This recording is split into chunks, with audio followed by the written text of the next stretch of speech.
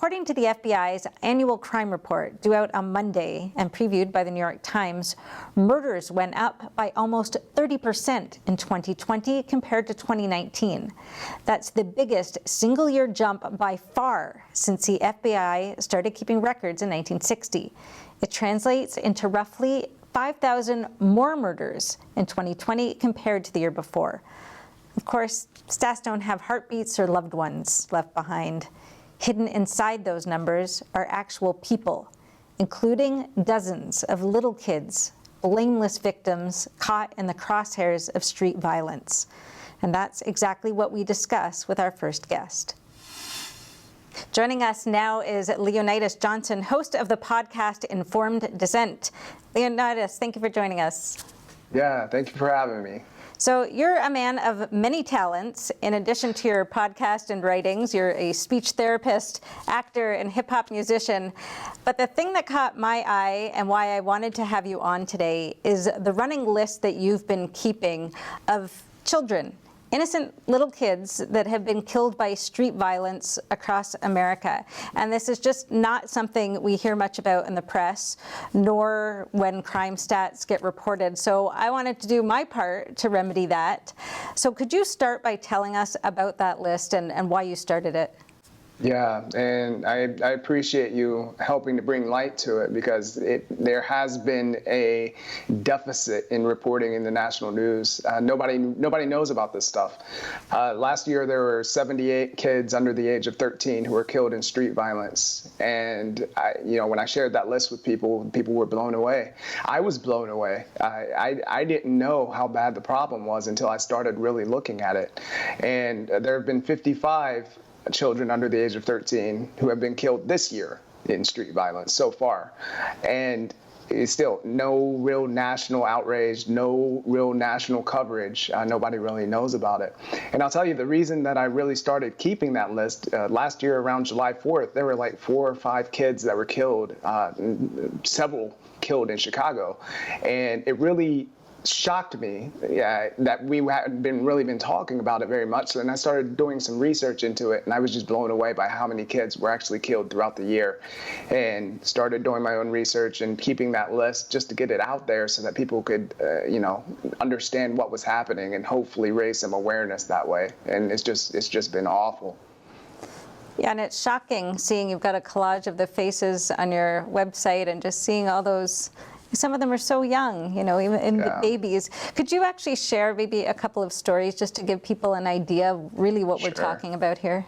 Yeah, I mean, like I said, they're all under the age of 13, and there's been 55 so far this year. That includes kids like Jaslyn Adams in Chicago, a little girl who, I think she was 8. She was killed sitting in a McDonald's drive-thru with her dad, getting a Happy Meal, and somebody pulls up and starts shooting into their car.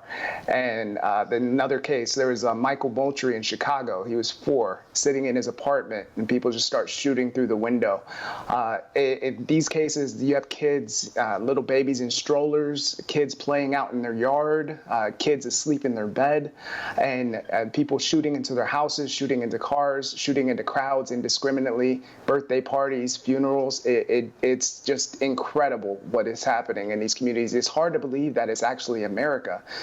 It sounds like I'm talking about a third world country, somewhere across the world somewhere that's completely divorced from America. But no, this is happening here in our country, and we're not talking about it. Right, I was having exactly those same thoughts as well. So something that you write about is this idea of hood culture, and I'm wondering if you could explain what you mean and how that's connected to what we've been talking about. Yeah, hood culture is this. It's almost like this learned helplessness culture where people share this sort of victim mentality, and then you have this rejection of authority, this rejection of education, promiscuity, rejection of personal responsibility, this external locus of control, which people believe that things happen to them rather than being in control of their own life. And all of these different aspects go into this just degenerate culture that exists in these inner city communities that drive the violence and drive the degeneracy that we see. And what's so problematic about this culture is that nobody can really criticize it. The reason it's able to flourish and it's able to thrive is nobody's able to come out and say, this is awful. We need to cut off these behaviors, and this is what's leading to these detrimental outcomes.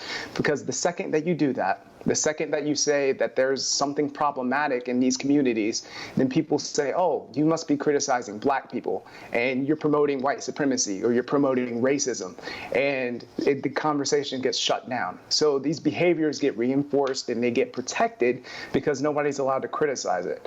And so, yeah, and when I talk about hood culture, I talk about culture instead of race, because it's not race-based, it's culture-based. We're talking about behavioral issues, and that's what's driving the violence. And that's what's driving the degeneracy in these communities. Yeah, you made a good point in something you wrote, that people who do not subscribe to the values of the hood are generally thriving in America, and people who do are not. Right. Yeah, that's absolutely correct. And that's across the board. So if you have a white person that subscribes to hood culture and you have a white person that doesn't, the white person that doesn't is going to have almost every time better outcomes than the white person that does subscribe to hood culture. So it's not a race-based thing. We're talking about behaviors. I mean, if you have somebody that grows up in a single parent household without a father, you have somebody that rejects education, doesn't take responsibility for themselves, has kids at the age of 16 that doesn't take care of those kids, is always on the streets, not taking responsibility, like I said, that person is probably not going to have good outcomes compared to somebody that doesn't do those things, compared to somebody that has a more positive culture. And that doesn't seem controversial to me. When you look at it on an individual behavior basis, that seems self-evident. But when you talk about it as a group collective, then people start to have some issues and say, well, that's just black culture. No, it's not. It's not black culture. It's not even remotely close to anything resembling black culture. We're talking about a degenerate culture that has a subset within the black community, but it's not race-based because it goes completely across the spectrum. Like I said, there could be white people, Asian people, Latino people, or black people, and it doesn't matter. It's the behaviors that should be the focus. So why do you think a culture that has such dismal outcomes has such a grip on communities, and they can't see out of it or unwilling to talk about it, as you mentioned? Yeah, I mean, it's like taboo. It's this taboo. So we should be able to talk about it. We should be able to look at those behaviors and say, yeah, these behaviors are leading to detrimental outcomes, and not have an issue with that. But for whatever, like I said, for whatever reason, those behaviors are tied to this sense of authentic blackness. And yeah, when you criticize those behaviors, then they think that you're criticizing black people. And so part of my goal has been to separate the two, and so that people could see that, like, well, when you think about successful black behaviors or successful behaviors in general, divorced from race, that's separated from race, you think about people like Thomas Sowell, you think about people like Clarence Thomas, you think about people like Glenn Lowry, people who embraced this positive culture, but for whatever reason, they're called Uncle Toms. They're called, they're called inauthentically black. They're not considered to be, good role models for the black community, which makes no sense. Be sure to watch the entire episode, now available exclusively at EpochTV.com, a new completely censorship-free premium subscription platform, brought to you by the Epoch Times. See you there.